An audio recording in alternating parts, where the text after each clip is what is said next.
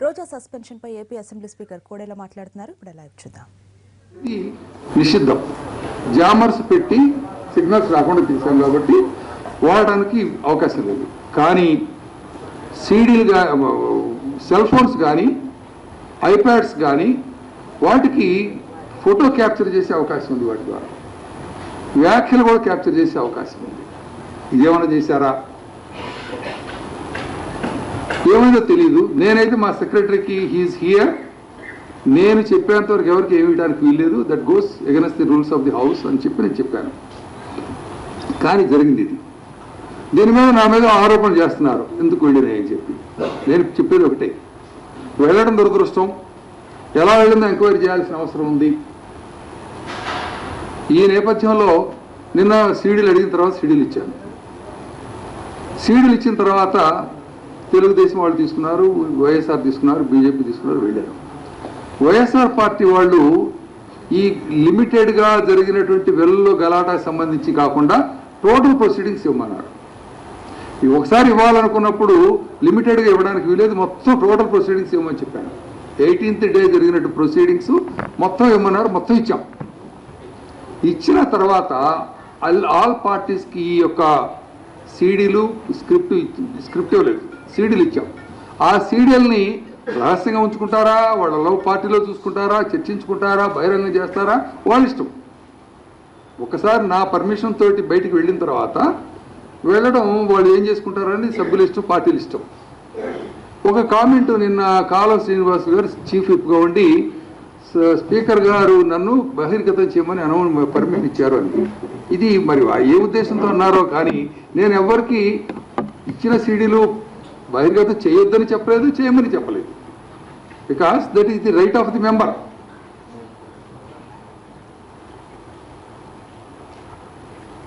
దానికి నా ప్రమేయం లేదు. I want categorical tell, because స్పీకర్గా నాకు తెలిసి చిత్తశుద్ధితో పనిచేస్తున్నాను. తెలియక ఏదైనా పొరపాటు జరిగితే చెప్పలేదు, దే కెన్ పాయింట్ అవుట్. ఎందుకంటే పార్లమెంట్లో చూసాం, పార్లమెంట్ స్పీకర్ గారు ఒక చిన్న మాట దొరికినందుకు పశ్చాత్తాపం వ్యక్తం చేశారు, తప్పులేదు. కానీ తెలిసి చేయాల్సిన అవసరం నాకు లేదు. ఆ స్థానంలో ఆ స్థానం యొక్క విశిష్టతని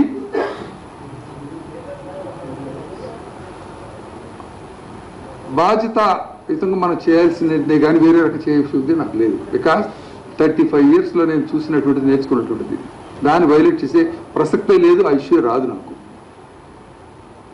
ఒక్కసారి మేము ఇచ్చినటువంటి సీడీ పార్టీకి ఇచ్చాం.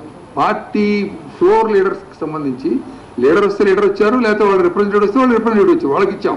So this CD belongs to the party, not to the individuals. That party can decide what to do with this CD.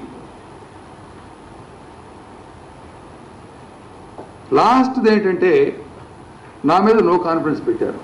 Yes, it is their right, it their right. నేనైతే స్పష్టంగా నా బాధ్యతల నుంచి వెనుకబోయే ప్రశ్న లేదు. ఒక పార్టీకో ఒక వర్గానికి కొమ్ముకోవాల్సిన అవసరం లేదు, అవసరం నాకు లేదు. ఎవరి వారికి అనుకూలంగా జరగకపోతే వాళ్ళు అభిప్రాయపడితే నేను చెప్పలేను, చేయలేనేవి కూడా. It's the right. నేను ఎందుకంటే నాకు ఒక గురి ఉంది. నేను స్పీకర్గా అయింది ఏకగ్రీవంగా అయ్యాను, పోటీలో ఉంది కాల. I always remember that. అయితే ఎవరికి ఏ ప్రయోజనం నెరవేరకపోతే అప్పుడు ఆరోపణ చేస్తే నేను చెప్పలేను. కానీ I'm very clear in my mind and attitudes. దేనికంటే ఒకప్పుడు గత సెషన్లో అనుకుంటాను ఇలాంటి సస్పెన్షన్ వ్యవహారం వచ్చినప్పుడు దాదాపు 8 మందిని అనుకుంటారు అప్పుడు చేసింది. కేటగారికల్గా including the leader of the opposition, they expressed open unconditional apologies. దాన్ని రివోక్ చేయడం జరిగింది. అందుకని పరిశీలనలో కూడా ఏ పార్టీ అయినా కానివ్వండి, వాళ్ళు ఆలోచించుకోవాలా, ఆత్మ పరిశీలన చేసుకోవాలా, చర్చ చేసుకోవాలా. అందుకని ఈ నేపథ్యంలో ఇప్పుడు నేను చెప్పాను మీకు 4 points 5 points డిస్ప్యూటెడ్ పాయింట్స్లో ఏమేమి జరిగిందో, ఏది వాస్తవం నేను చెప్పాను మీకు. కాబట్టి సభ్య ప్రపంచానికి, సమాజానికి, అన్ని పార్టీలకి నేను చెప్పాల్సిన అవసరం ఉంది. కాబట్టి ఈ ఎక్స్ప్లెనేషన్ అన్నీ చెప్పాను. నేను ఏమి చేయాలా ఇప్పుడు అంటే నేను అది కూడా ఆలోచించుకున్నాను. ఒక క్లారిఫికేషన్ ఇవ్వడమే కాదు, చర్య కూడా ఉండాలి. అదేమిటంటే ఒకటి ఎలా బయటికి సోషల్ మీడియాలో ముందొచ్చింది, తర్వాత 1 year పనిష్మెంట్ ఎక్కువ తక్కువ సరిపడా ఉందా, లేకపోతే ఇంకా హౌస్లో ఆ వెల్లో గొడవ చేసినటువంటి సభ్యుల మాటలు, బాడీ లాంగ్వేజ్, పిక్చర్ మొత్తం వచ్చినాయి కాబట్టి ఇవాళకి ఏమైనా చేసుకుంటారా? ఇవన్నీ కూడా నేను ఒక కమిటీని అపాయింట్ చేస్తున్నా. డిప్యూటీ స్పీకర్ చైర్మన్గా 3 పార్టీలు ఉన్నాయి అసెంబ్లీలో. ఒకటి తెలుగుదేశం, ఒకటి వైఎస్ఆర్ కాంగ్రెస్ పార్టీ, 3 బీజేపీ. 3 పార్టీల నుంచి 3 సభ్యులు ఏమని చెప్తున్నారు. వాళ్ళ రకం వాళ్ళే డిప్యూట్ చేయమన్నాడు ఎవరినైనా. ఈ విషయాలన్నింటిలోకి వెళ్తారు వాళ్ళు, వాస్తవాలు తెలుసుకుంటారు. తెలుసుకున్నటువంటి రిపోర్ట్ వాళ్ళు ప్రివిలేజ్ కమిటీకి పంపిస్తారు. Privilege committee as a reexamine or confirm or omit or delete and they submit the final report to the house in the next session. దాని మీద డిస్కస్ చేసి house will take a decision. This is what I want to do. ఎవరికి కూడా నేను ఇంకొకటి కూడా చెప్పదలుచుకున్నా చివరిగా, నేను సభాపతిగా ఉన్నంత కాలం డెఫినెట్గా ఇంపార్షియల్గా ఉంటాను. అది అధికార పక్షమైనా ప్రతిపక్షమైనా మిత్రపక్షమైనా ఎవరైనా సరే హద్దులు మీరినప్పుడు అదుపు చేయలేకపోతే సభకు విలువ ఉండదు, సభలో జరిగే చర్చలకు విలువ ఉండదు, సభలో జరిగే నిర్ణయాలకు విలువ ఉండదు.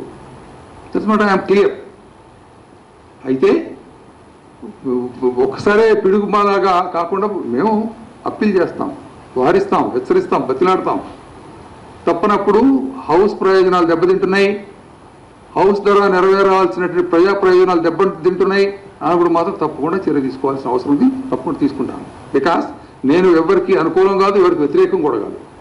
That people should remember. This I want to clarify. ఈ మాట చెప్పడానికి మిమ్మల్ని అందరినీ కూడా పిలవడం జరిగింది. This is my ideas, this is my opinion, this is what happened. ఒక్కొక్కళ్ళు అడగండి, ఒకళ్ళొక్కళ్ళు అడగండి, ఒక్కొక్కళ్ళు అడగండి.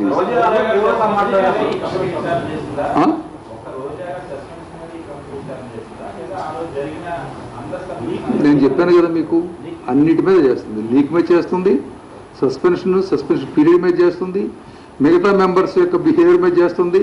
ఇంకొకటి ఉంది, వాళ్ళు అఫీషియల్ రూలింగ్ సైడ్ ట్రెజరీ బెంచెస్లో కూడా ఇట్లా కామెంట్ చేస్తున్నారంటే వాళ్ళు చూపించమనండి. నేను టోటల్ 18th జరిగినటువంటి ప్రొసీడింగ్స్ మొత్తం వాళ్ళకి ఇచ్చాం, వాళ్ళు కూడా చూపించమనండి. చూస్తే then we also put it the same. ఈ కమిటీ పెడతాం. ఎందుకంటే ఒక డిప్యూటీ స్పీకర్ చైర్మన్ తప్పితే మిగతా 3 పార్టీల వాళ్ళు ఉన్నారు. Nothing goes secret.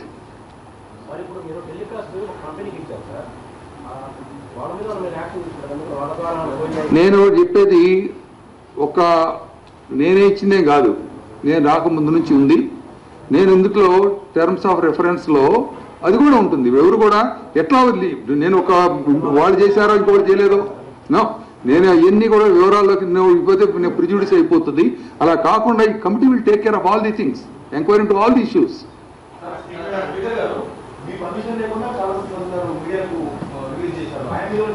నేను చెప్పాను మీకు, ఇప్పుడు ఇట్ హ్యాపెండ్ అవుట్ సైడ్.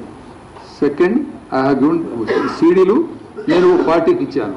పార్టీల వాళ్ళు రేపు ఆయన మాట్లాడారు, ఇంకోళ్ళు మాట్లాడుకుంటారు. నాకు సంబంధం లేదని చెప్పాను. ఒకళ్ళు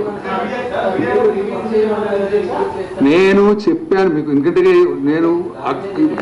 నేను చెప్తున్నానండి, అది నేను వాస్తవం చెప్పడం నా బాధ్యత కాబట్టి, అండ్ వాళ్ళ విచక్షణకి, వాళ్ళ యొక్క విచారణకి, వాళ్ళ ఆలోచనకి వదిలిపెడుతున్నాను.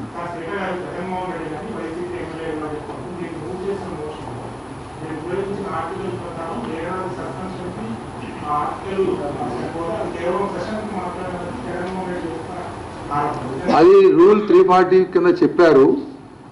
అంతకన్నా ఎక్కువ రూల్స్ మనం చూపించాం. గ్రావిటీ ఆఫ్ ఇర్రెగ్యులారిటీ, ఇండిసిప్లిన్ బట్టి గ్రావిటీ ఆఫ్ పనిష్మెంట్ ఉంటుంది. దానికి ఏ రాష్ట్రాల్లో జరిగింది కూడా చెప్పాం. ఎందుకంటే ఇది నేను తీసుకున్న నిర్ణయం కాదప్పుడు, సభ తీసుకున్న నిర్ణయం, సభా నిర్ణయం అది. దాంట్లో ఏమిటంటే మహారాష్ట్రలో జరిగినాయి, తమిళనాడులో జరిగినాయి, ఢిల్లీలో జరిగినాయి. కాబట్టి వాళ్ళు కోట్ చేసుకుంటూ తీసుకున్నారు అది. సో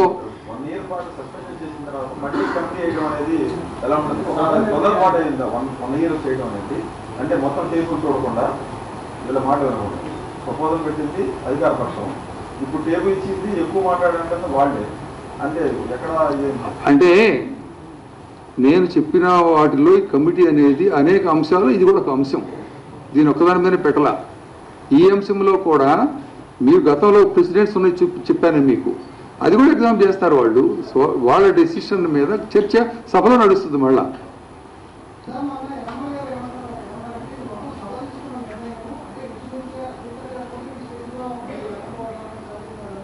అవును, ఎస్ ఎస్ ఎస్ కాంట్రాడిక్టరీ కాదండి. దీనిలో ఈ కమిటీ సభ తీసుకున్న నిర్ణయాన్ని ఎన్నికపోమని నేను చెప్పట్లేదు కదా. ఈ కమిటీ పోతుందని ఎవరు చెప్పారు? అయితే కమిటీ ఎంక్వైరీ చేయాల్సిన అనేక అంశాల్లో అది కూడా ఒక అంశం. అంతే, చూస్తారు. నిర్ణయం అయిపోయింది. ఒకసారి ఒక్కసారి మీకు దయచేసి గుర్తుంచుకోండి. గత అనుభవాల్లో 10 రోజులు సస్పెండ్ చేసి ఉన్నాయి, సెషన్ అంతా సస్పెండ్ చేసినాయి, అనేక సందర్భాలు ఉన్నాయి. అప్పుడు మీడియేషన్ వస్తారు పెద్ద మనుషులాగా వచ్చేసి, ఆ పార్టీ వాళ్ళు రావచ్చు, వేరే పార్టీ వాళ్ళు రావచ్చు, లేకపోతే పనిష్మెంట్ ఇచ్చినటువంటి పార్టీకి సంబంధించిన వాళ్ళు కూడా రావచ్చు. వచ్చి ఇది వాళ్ళు పశ్చాత్తాపం వ్యక్తం చేస్తున్నారు, విత్డ్రా చేసుకోండి. గత సమావేశంలో నేను చేశాను. గత సమావేశంలో ఆ సస్పెన్షన్ రివోక్ నేనే చేశాను, వాళ్ళు పశ్చాత్తాపం వ్యక్తం చేస్తే. కానీ దురదృష్టం ఏంటంటే ఈసారి కూడా అప్పీల్ చేశారు మా సస్పెన్షన్ రివోక్ చేయమని. ఎందుకంటే beyond a point I do not want to disclose the confidential matters. వాళ్ళు పశ్చాత్తాపం వ్యక్తం చేశారు పర్సనల్గా నా దగ్గరకు వచ్చి. వాళ్ళు ఇచ్చిన రిప్రజెంటేషన్ చూస్తే, మీరు చేయడానికి పనిష్మెంట్ ఇవ్వడానికి మీకు హక్కు లేదు, మీ బాధ్యతలకు అతిక్రమించారు అని లెటర్లో ఉంది. ఏం చేయాలి నేను? కాబట్టి దాని గురించి ఇప్పుడు ఇట్లాంటి డిస్క్రిపెన్సీస్ లేకపోతే అనేక కన్ఫ్యూజన్స్ ఉన్నాయి. కాబట్టి ఇవన్నిటిని కూడా కూలంకషంగా చేయడానికి, అధ్యయనం చేయడానికి అనేక అంశాలు చెప్పాను. 4-5 అంశాలు వీటిపైన నా కమిటీ అధ్యయనం చేస్తుంది. I leave to them.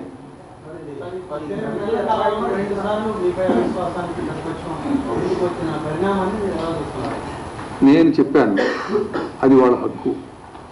అపోహలు, కొన్ని అపార్థాలు, కొన్ని అసంతృప్తులు ఇట్లాంటివి ఉండొచ్చు. ఏమి చేసినా దాని గురించి నేను కామెంట్ చేయను. అసలు నేను లాస్ట్ టైం పెట్టినప్పుడే on the floor of the house నేను చెప్పాను, మీ హక్కు ఇది, నేనే వదనలేదు. తర్వాత వాళ్ళు విత్డ్రా చేసుకుంటా ఉన్నారు. అందుకని దాని గురించి నేను చర్చలకు పోదలుచుకోలేదు. This is the right. అది దానికి కూడా కొన్ని రూల్స్, నిబంధనలు దాని ప్రకారం జరుగుతాయి. అవన్నీ కూడా రూల్స్ ప్రకారం జరుగుతాయి. అవన్నీ ఇప్పుడు దట్ ఈజ్ ఓవర్. దాని మీద రీకన్సిడరేషన్కి వచ్చినప్పుడు ఈ ఎంక్వైరీ విషయాలు, రిపోర్ట్స్ పైన ఆధారపడి ఉంటుంది. అది కూడా పెడతాం. ఎస్ టైం కూడా పెడతాం. అంటే జనరల్గా ఏంటంటే ఇప్పుడు వింటర్కి బడ్జెట్కి మధ్యలో 1.5 months, ఒక లెస్ దాన్ 2 months ఉంటుంది. అప్పటికే అయిపోయి ఫ్లోర్లో హౌస్లో పెట్టాలి. అది మరి చెప్పాను కదండి, నేను చెప్పాను కదా. నేను చెప్పాను వాళ్ళ విచక్షణ వదిలిపెడతాను. నేను కూడా కౌంటర్ స్టేట్మెంట్లు ఇవన్నీ చేయడం కాదు. నేనైతే ఎవరికి చేయమని, దాచిపెట్టుకోమని రెండు ఏం చెప్పాలి. నేను వాళ్ళు అడిగారు, వాళ్ళకి సీడీకి హ్యాండ్ ఓవర్ చేసాను. అంతవరకు నా పని.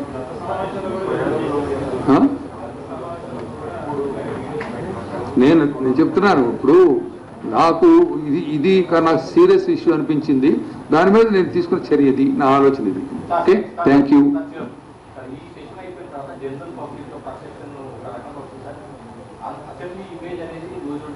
నేను అందుకే కదా ఇప్పుడు చెప్పిందంతా మీకు. ఎవ్రీథింగ్ ఐ డిస్క్లోజ్, అన్ని విషయాలు చెప్పాను మీకు. ప్రజలకే చెప్తుంది, మీ ద్వారా ప్రజలకు చెప్తున్నా. ఇప్పుడు ప్రజలకు చెప్తున్నాను నేను. దానికి ఇంకొకటి ఉంది, ఎథిక్స్ కమిటీ ఒకటి పెట్టాం. ఇప్పుడు ఎథిక్స్ కమిటీ ఒకప్పుడు యాక్టివ్గా పనిచేసింది, కానీ తర్వాత గ్రాడ్యువల్ ఫేడ్ అవుట్ అయిపోయింది. ఇప్పుడు ఎథిక్స్ కమిటీని మళ్ళా వైజాగ్లో ఒక మీటింగ్కి వెళ్ళాం. విజయవాడ జరిగింది, తిరుపతిలో జరుగుతుంది, హైదరాబాద్లో జరుగుతుంది.